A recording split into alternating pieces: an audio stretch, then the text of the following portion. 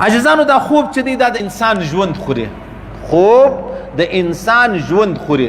یو خو هغه خوب دی چې الله ما تا ته په شپه کې راکړی دی چې تاسو د شپې پرې وځئ، ورځ مې ستړې وه ستومانه وه، د شپې به تاسو مطلب په آرام سئ، آرام کوئ، سهار بیا را روانېږئ.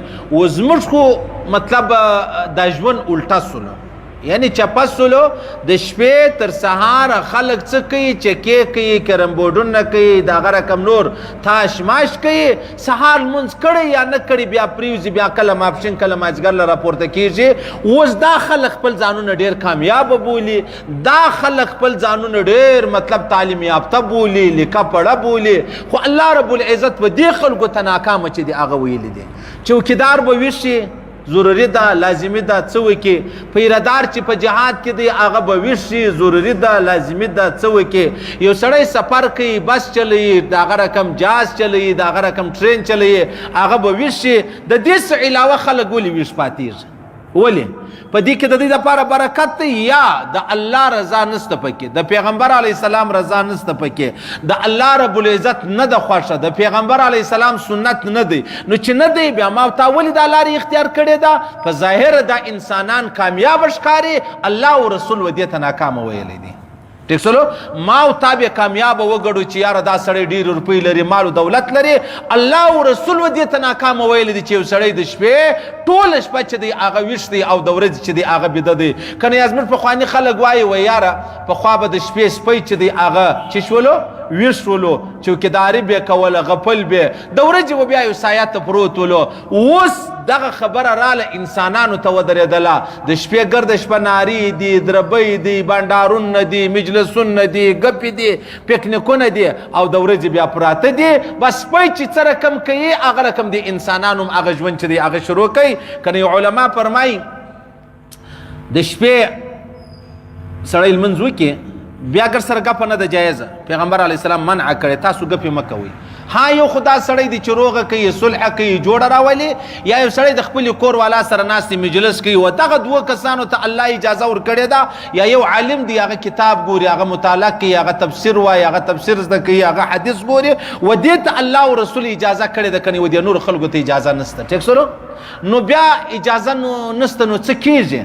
دا کیږي ورځ به د سپیره کمي او شپه به د سپیره کمي. ورځ د شپې و د شپې سپی غاپي ګرد شپه د ورځې بیدی. نو که ته نه منې د الله او د رسول خبرې دغسې به د هغه انسان هم جوړ چې د شپې به غاپي، نارې به وایي، چیغې به وایي، بل به کوي، د ورځې بیا هلته یو ځای دی ګوښه یې دی به پروت یې. و دغه ژوند نسلو الله چې د انسانانو ژوند جوړ کړی دی، ورځ د علم دپاره ده، ورځ د طلب د رزق دپاره ده، ورځ د سفر دپاره ده، او د شپې دا د آرام دپاره ده. الله په خپله فرمایي، لیکن موږ خپل د خپل ژوند چې دی هغه خراب کوي، هغه مې چپه کوي.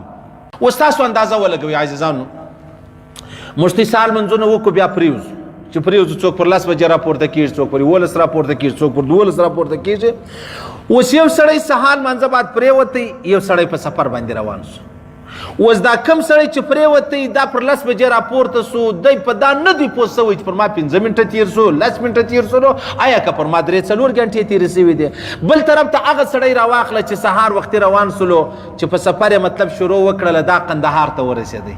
سهار ستاسو رخصت واخیستی، زه ځم قندهار ته، ته رالې په بستره کې پرېوتی، دی په سفر اخته سو، ته چې پر 10 بجې راپورته کېدې، ته په هغه کمره کې وې، پر هغه ځای وې، هغه هېڅ یوه ذره د تا مخ ته سفر نه و کړی. دا سړی قندهار ته رسېدلی دی، او دا بل سړی خوزدار ته رسېدلی دی. وایي د غرمې ډوډۍ موږ تیاري کوو.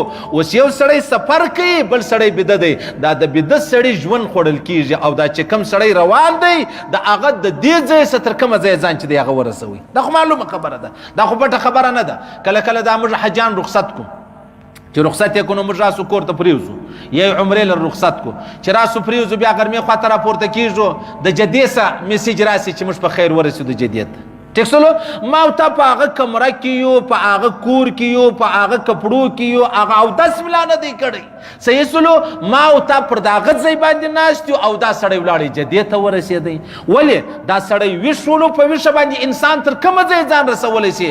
هغه په علم کې راواخله، هغه په تعلیم کې راواخله، هغه په هنر کې راواخله، هغه په سفر کې راواخله، تر کومه ځای ځان رسوي. ٹھیک سلو او دا بل سړی چې بیدو راپورته سو، د په لاس کې یو شی نه دی پاته سوی، صرف نفس خوشاله دی ډیر زورور خوب چې دی هغه ما وکړي ټیک سلو نفس خوشاله دی چې ما ډیر زورور خوب وکړي اوس یو سړی چې دی هغه پرېوتی صحیح سلو بل سړی راولاړ سو قرآن پاک اخلاص کې هغه د قرآن حافظ دی اوس دا سړی چې پرېوتی پر لاس یې 11 بجې راپورته سو چې راپورته سو هغه حافظ لا ناس تلاوت کوي پښتنه جنې وکړي څو سپارې تلاوت کوي هغه یا 23 سپارې مو وکړي 90 سپارې اوس قرآن ختموم اوس دې سړی لره په خوب کې چیش په لاس ورلی او چې دا ویښ و هغه ته په لاس چیش ورلی او چې ویښ و هغه ته بسته د قرآن تلاوت ورلی او چې بیده ولو هغه ته یو شی نسو میلاو بس دغه لا هغه ناسیتوب چې کم دی هغه لا په برخې کې دته پاته سلو صحیح سلو